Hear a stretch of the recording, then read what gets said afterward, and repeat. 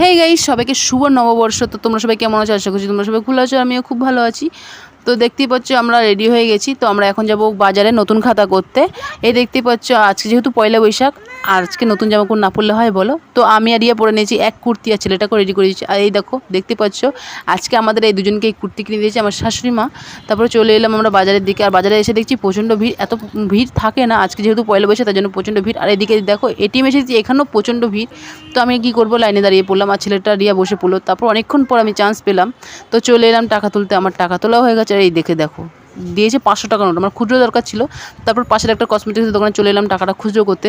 তো ওখান থেকে চলে এলাম সোনার দোকানে নতুন খাতা করতে। তো এখান থেকে নতুন খাতা করে যাওয়ার সময় আইসক্রিম কিনে নিলাম তিনজনে। আমার খুব ফুচকা খাওয়ার ইচ্ছে ছিল, ফুচকা যাওয়ার সময় বসেনি, আসার সময় দেখছি বসেছে। তো লোক সামলাতে না পারলে আমি, রিয়া আর আমার ছেলেটা খেয়ে নিলাম তাড়াতাড়ি করে ফুচকাটা। তারপরে ওখান থেকে খাওয়া দাওয়া করে এখন আমরা বাড়ির দিকে যাচ্ছি। আজকের মতো মিনি ব্লগটা এই অবধি। সবাইকে টাটা।